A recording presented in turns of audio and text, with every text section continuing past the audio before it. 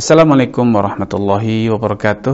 Alhamdulillah, wassalatu wassalamu ala rasulillah wa ala alihi wa ashabihi wa man ulama ba'du. Kaum muslimin, anggota grup Dirasat Islamiyah yang semoga senantiasa dirahmati Allah subhanahu wa ta'ala. Masih berbincang-bincang kita tentang berbagai seluk-beluk poligami. Pada sesi sebelumnya, Al-Imam Al-Mu'allif Al-Imam Abu Syuja' berbicara tentang kewajiban berbuat adil dalam pembagian hari. Adil itu berarti Anda memberikan kedua istri Anda atau masing-masing istri Anda kesempatan untuk bisa bersama dengan Anda. Anda menemani mereka, Anda hidup bersama mereka dalam porsi yang sama, tanpa ada bilik kasih, tanpa ada perbedaan antara istri tua dengan istri muda, istri pertama dan istri kedua, ketiga, dan seterusnya. Tanpa ada beda, istri pertama punya anak banyak atau punya anak sedikit, atau bahkan mungkin tidak punya anak, istri kedua memiliki anak banyak. Tidak ada bedanya, karena yang menjadikan mereka memiliki hak untuk Anda beri bagian hari adalah karena hubungan pernikahan antara Anda dengan dia. Bukan karena anak-anak Anda. Bukan karena ia memiliki anak atau tidak memiliki anak. Ikatan pernikahan yang telah menyatukan Anda berdua, itulah yang menjadikan mereka memiliki hak atas Anda. Allah Subhanahu wa taala berfirman, "Walahunna mithlul ladzi 'alaihinna bil ma'ruf walirrijali 'alaihinna darajah." Mereka, kaum istri, walahun memiliki hak mithlul ladzi 'alaihin, setimpal dengan kewajiban yang harus mereka jalankan. Sebagaimana dalam persepsi seorang suami. Seorang suami pasti menginginkan agar masing-masing istrinya tunduk dan patuh, taat, berbakti, melayani, membahagiakan suaminya dengan cara-cara yang sama. Istri tua ataupun istri muda, Anda juga mengharapkan agar mereka sama taatnya pada Anda, tunduk patuhnya kepada Anda sebagai suami. Maka demikian pula sebaliknya, masing-masing dari mereka mengharap agar Anda memberikan porsi yang sama, perhatian yang sama, kepedulian yang sama, terutama dalam masalah pembagian hari. Karena Al-Imam Mu'allif rahimahullah ta'ala, Abu Syuja' lebih lanjut mengatakan, wala yadkhulu ala ghairil maksumi laha illa lihajatin. Di saat Anda sedang menggilir salah satu istri Anda, maka tidak sepatutnya Anda pergi ke rumah istri Anda yang lain, walaupun sekedar untuk mengunjunginya, kecuali bila memang ada keperluan yang tidak bisa ditunda, keperluan yang mendesak, keperluan yang penting, seperti Anda ketinggalan HP di sana kan untuk berkomunikasi, atau sebagian peralatan pekerja Anda yang Anda butuhkan, atau yang lainnya. Atau mungkin Anda ingin mengambil dokumen atau yang lainnya yang memang Anda butuhkan, maka saat itu Anda dibolehkan, namun sebatas itu saja. Tidak kemudian Anda memanfaatkan kesempatan dalam kesempitan untuk kemudian berdalih ada keperluan, akhirnya Anda singgah di sana. Suatu hari Nabi SAW sedang berada di dalam rumahnya Aisyah, sedang berselimut. Kemudian di saat beliau mulai persiapan tidur, beliau mengira bahwa Aisyah sudah terlelap tidur. Tiba-tiba malaikat Jibril dari luar rumah memanggil Nabi SAW untuk menyampaikan wahyu dari Allah Subhanahu wa taala. Malaikat Jibril tidak ingin masuk ke dalam rumah Nabi di saat Nabi telah berada dalam selimut bersama istri beliau. Maka beliau panggil dari luar rumah, dan Nabi pun secara perlahan-lahan keluar dari dalam selimut dan kemudian bergegas keluar rumah. Aisyah yang belum sepenuhnya terlelap tidur, sebagai istri, sebagai manusia biasa, mulai pikiran beliau, hayalan beliau dibayang-bayangi oleh pemikiran negatif. Jangan-jangan Nabi SAW akan pergi ke rumah istri beliau yang lain. Maka beliau pun segera persiapan untuk membuntuti kemanakah Nabi SAW bergegas pergi. Namun ternyata Nabi SAW bukan pergi menuju ke rumah salah satu istrinya.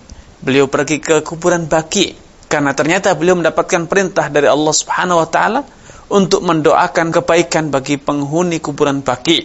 Dan menurut penjelasan sebagian ulama, kejadian ini terjadi pada akhir-akhir hayat Nabi SAW. Seakan-akan Nabi SAW mulai persiapan diri, diperintahkan untuk mempersiapkan diri, menyapa para penghuni kuburan Baqi, seakan-akan beliau ingin berkata kepada mereka, sesaat lagi aku akan tiba, sesaat lagi aku akan bergabung dengan kalian, sesaat lagi akan berjumpa kembali dengan kalian, wahai para penghuni kuburan Baqi. Maka ketika Aisyah menyadari kesalahan persepsi beliau. Beliau segera berbalik dan kembali. Tidak ingin ketahuan oleh Nabi SAW bahwa beliau membuntutinya. Namun ternyata Nabi SAW tidak terlalu lama dalam mengunjungi kuburan Baqi. Dan beliau tidak mendoakan terlalu panjang. Sehingga beliau juga bergegas pulang. Sehingga Nabi SAW sempat menyaksikan sekelibat hitam di depannya. Yang kemudian terus berusaha menghindar dan menjauh. Sampai akhirnya Nabi SAW pun mengikuti bayang-bayang hitam tersebut. Ternyata itu menuju ke rumah Aisyah. Namun Aisyah telah terlebih dahulu masuk ke dalam rumah dan berpura-pura tidur. Namun apa boleh daya, napas tidak bisa berdusta. Napas tidak bisa diajak berpura-pura. Walaupun beliau telah berada di bawah selimut, namun nafas beliau masih terengah-engah. Maka Nabi pun kemudian bertanya kepada Aisyah, "Wahai Aisyah, itukah engkau yang aku lihat dari kejauhan? Hitam-hitam dari kejauhan yang aku saksikan dari sejak aku di kuburan Baqi?" Aisyah mengatakan, "Bala ya Rasulullah, betul, itulah aku." Kemudian Nabi SAW mengatakan, "Aghirt, apakah engkau cemburu hai Aisyah?" Maka Aisyah kemudian menjawab, "Kaifala yagharu mithli ala mithlika ya Rasulullah?" Mana mungkin ada istri seperti aku ini tidak khawatir, tidak cemburu dengan suami yang seperti engkau. Suami yang menjadi mimpi, suami yang senantiasa dicintai, diharapkan kehadirannya oleh setiap wanita. Setiap wanita mengharapkan agar Nabi SAW melamar dirinya menjadi suaminya. Sehingga wajar seorang istri protektif, seorang istri merasa cemburu, khawatir. Maka Nabi SAW kemudian mengingatkan satu fakta yang sempat terlupakan oleh Aisyah. Bila Nabi SAW sebagai suami sudah berada di rumah istrinya dan kemudian dengan sengaja pergi ke istri yang lain, maka ini adalah sebuah pengkhianatan. Sedangkan suami beliau adalah seorang Rasul, tidak mungkin melakukan hal itu. Berkhianat walaupun kepada istri sendiri itu adalah dosa besar. Sehingga seharusnya sebagai seorang istri, dia pun harus sadar tentang dirinya sebagai seorang muslimah, seorang mukminah. Harus senantiasa ingat bahwa suaminya adalah seorang Rasul, tidak mungkin berkhianat. Pola pikir itu atau perilaku itu bisa jadi terjadi pada suami yang lain, tapi tidak untuk dengan Nabi SAW. Kenapa? Karena beliau seorang Rasul, maksum, Allah lindungi dari dosa, sehingga seharusnya tidak boleh ada dalam pikiran istri beliau Aisyah radhiyallahu taala. Namun itulah manusia, itulah dinamika poligami. Allah sengaja membiarkan itu terjadi pada keluarga Nabi sebagai teladan, sebagai contoh, agar kita semuanya, bagi yang ingin meneladani Nabi SAW dengan berpoligami, harus sadar bahwa salah satu bagian dari dinamika berpoligami adalah adanya kecemburuan, adanya sikap-sikap yang protektif dari masing-masing istri, adanya persaingan yang bisa jadi dikatakan persaingan yang seringkali keluar dari nalar sehat, karena dasarnya hanya faktor kecemburuan dan suudzon belaka. Sehingga ini menjadi pelajaran bagi kita bahwa seorang suami sepatutnya sadar bahwa dia menjadi bagian dari perebutan istri-istrinya. Dan satu hal yang sulit untuk dihindari sampai pun oleh istri Nabi SAW, adanya rasa cemburu, adanya rasa ingin memonopoli, ada rasa ingin menjadi istri yang paling dicintai, itu wajar, tidak bisa dihindari. Sehingga bila Anda termotivasi untuk berpoligami, maka katakan pada diri Anda sendiri, selamat datang kecemburuan, selamat datang suudzon, selamat datang sikap-sikap yang kadang memang tidak rasional. Kenapa? Yang terjadi adalah sikap-sikap emosional. Makanya Anda harus sadar itu. Kemudian Nabi SAW mengingatkan, "Wahai Aisyah, apakah engkau mengira an yahifallahu wa rasuluhu alaik?" Wahai Aisyah, sejauh itukah engkau mengira dengan diriku sebagai seorang Rasul bahwa engkau akan dikhianati oleh Allah dan Rasulnya? Apakah engkau mengira bahwa Allah akan membiarkan aku berkhianat kepadamu, sehingga Allah membiarkan aku tidak menegurku pergi ke istriku yang lain di malam yang ini merupakan malam milikmu, wahai Aisyah? Sehingga Nabi SAW kemudian mengingatkan kepada Aisyah, "Awaqad ja'aki syaitanuki," wahai Aisyah, apakah engkau sadar bahwa engkau sedang dikuasai oleh setanmu? Sehingga muncul pemikiran negatif, engkau hanyut dalam suudzon, hanyut dalam tindakan dan persepsi yang emosional lepas dari rasional.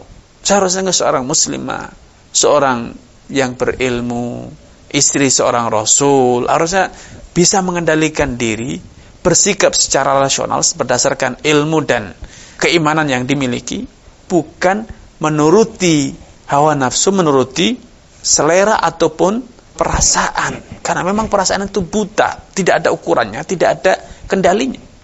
Dan itu syarat dengan bisikan-bisikan setan. Makanya Nabi mengatakan, awaqad ja'aki syaitanuki, wahai Aisyah, apakah setanmu sudah datang lagi menguasai dirimu, menggodamu? Maka Aisyah tersadarkan, seakan tersentak beliau dengan teguran Nabi sallallahu alaihi wasallam, dan Nabi sallallahu alaihi wasallam memberikan satu pelajaran. Beliau wahadani, kata Aisyah, menusuk dadaku dengan ujung jarinya sebagai bentuk hardikan, bentuk pembelajaran dan teguran keras kepada istri yang ternyata telah hanyut dalam emosionalnya, hanyut dalam pikiran-pikiran negatif yang itu tidak boleh ada seharusnya pada seorang istri seorang Rasul sallallahu alaihi wasallam. Karena secara ideologi, keimanan, ilmu, Aisyah sudah mengetahui bahwa Nabi tidak mungkin berkhianat. Allah juga tidak mungkin membiarkan Rasulnya berbuat dosa besar. Seharusnya ini lebih dikedepankan, tapi itulah fakta wanita. Walaupun sudah berilmu, seringkali hanyut dalam emosinya, hanyut dalam perasaannya, bertindak di luar kewajaran nalar dan ilmu yang telah difahami ataupun dipelajari. Tapi itulah wanita. Kalau boleh dikata, disitulah letaknya keindahan poligami. Jadi kalau memang Anda berpoligami, Anda ingin Anda harus berkata, selamat datang kecemburuan buta, selamat datang tindakan-tindakan yang tidak rasional namun emosional, dan selamat datang kecurigaan-kecurigaan yang dasarnya murni suudzon. Anda harus siap. Kalau Anda tidak siap dengan hal ini, maka tutup rapat-rapat opsi poligami dalam diri Anda. Anda akan lebih sengsara, Anda akan tersiksa. Justru bukannya Anda ingin memiliki istri lebih dari satu, yang terjadi Anda hanya ingin bergonta-ganti pasangan. Anda akan emosi, Anda akan marah, merasa dicurigai, disuudzoni, tidak dipercaya oleh istri. Anda merasa terhina dengan sikap istri yang terus menuntut, hanya dalam emosi, hanya dalam kecemburuan. Maka Anda akan tersiksa, bukan malah bertambah bahagia. Ini yang bisa kami sampaikan pada kesempatan yang berbahagia ini. Kurang dan lebihnya mohon maaf. Billahi taufiq hidayah. Wassalamualaikum warahmatullahi wabarakatuh.